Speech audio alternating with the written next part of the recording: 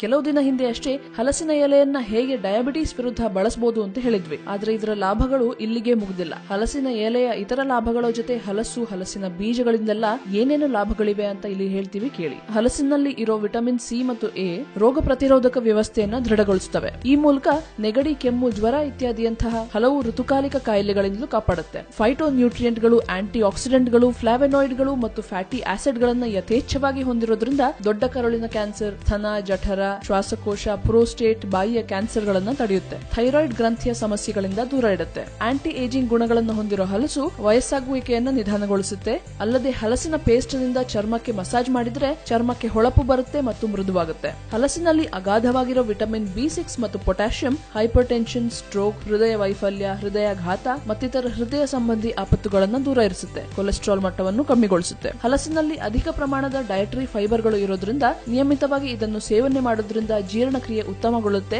ಅಲ್ಸರ್ಗಳ ನಿವಾರಣೆ ಆಗುತ್ತೆ. ಹಲಸಿನಲ್ಲಿ ಕ್ಯಾಲ್ಸಿಯಂ ಮತ್ತು ಫಾಸ್ಫರಸ್ ಪ್ರಮಾಣ ಹೆಚ್ಚಾಗಿರೋದ್ರಿಂದ ಇದು ಮೂಳೆಗಳನ್ನ ಬಲಗೊಳಿಸುತ್ತೆ ಮತ್ತು ಬೋನ್ ಡೆನ್ಸಿಟಿ ಹೆಚ್ಚಾಗಿಸುತ್ತೆ. ಇನ್ನು ಗರ್ಭಾವಸ್ಥೆಯಲ್ಲಿ ಹಲಸಿನ ಬಳಕೆಯಿಂದ ಯಾವ ಉಪಯೋಗಗಳು ಸಿಗ್ತವೆ ಅಂತ ನೋಡೋದಾದ್ರೆ, ಇದು ಗರ್ಭಿಣಿ ಮಹಿಳೆಯರಲ್ಲಿ ಹಿಮೋಗ್ಲೋಬಿನ್ ಮಟ್ಟವನ್ನ ನಿರ್ವಹಿಸಲು ಸಹಾಯ ಮಾಡುತ್ತೆ. ಅಲ್ಲದೆ ಇದರಲ್ಲಿರೋ ಹಲವು ವಿಟಮಿನ್ಗಳು ಮತ್ತು ಖನಿಜಗಳು ರಕ್ತದ ರಚನೆಯ ಪ್ರಕ್ರಿಯೆಯಲ್ಲಿ ಸಕ್ರಿಯವಾಗಿ ಪಾಲ್ಗೊಳ್ತವೆ. ಗರ್ಭಾವಸ್ಥೆಯಲ್ಲಿ ಕಣ್ಣಿನ ದೃಷ್ಟಿಗೆ ಮತ್ತೆ ಭ್ರೂಣದ ಅಭಿವೃದ್ಧಿಗೆ ಸಹಾಯ ಮಾಡುತ್ತೆ. ನಮ್ಮ ದೇಹಕ್ಕೆ ಶಕ್ತಿ ನೀಡೋದು, ಶ್ವಾಸಕೋಶದ ಸಮಸ್ಯೆಗಳನ್ನು ನಿವಾರಿಸೋದು, ಮೆದುಳಿನ ಅಸ್ವಸ್ಥತೆಗಳನ್ನು ಸರಿಪಡಿಸೋದ್ರ ಜೊತೆಗೆ ಹಲಸಿನ ಮೇಣದ ಜೊತೆ ವಿನಿಗರ್ ಸೇರಿಸಿದ್ರೆ ಹಾವು ಕಚ್ಚಿದ್ದಕ್ಕೆ ಮದ್ದಾಗುತ್ತೆ ಮತ್ತೆ ಉರಿಯೂತ ಕಮ್ಮಿಗೊಳಿಸುತ್ತೆ. ಹಲಸಿನ ಎಲೆಗಳಿಂದ ಚರ್ಮದ ಸಮಸ್ಯೆಗಳು, ಜ್ವರ, ಬೊಬ್ಬೆ, ಗಾಯಗಳು, ಸಕ್ಕರೆ ಕಾಯಿಲೆ ಇತ್ಯಾದಿ ನಿವಾರಣೆ ಸಾಧ್ಯವಿದೆ. ಹಲಸಿನ ಎಲೆಗಳು, ಜೋಳ, ತೆಂಗಿನ ಚಿಪ್ಪು ಈ ಎಲ್ಲದರ ಬೂದಿಯನ್ನ ತೆಂಗಿನೆಣ್ಣೆಯೊಂದಿಗೆ ಸೇರಿಸಿದ್ರೆ ಅಲ್ಸರ್ಗಳನ್ನ ಗುಣಪಡಿಸೋದಕ್ಕೆ ಸಹಾಯಕ ಎನ್ನಲಾಗಿದೆ. ಇನ್ನು ಹಲಸಿನ ಬೀಜಗಳ ಉಪಯೋಗವನ್ನ ನೋಡೋದಾದ್ರೆ, ಇವು ಸ್ನಾಯುಗಳ ಬಲವರ್ಧನೆ ಮಾಡ್ತವೆ, ಕ್ಯಾನ್ಸರ್ ಜೊತೆ ಹೋರಾಡ್ತವೆ. ಹಲಸಿನ ಬೀಜದ ಹುಡಿ ಸೇವಿಸೋದ್ರಿಂದ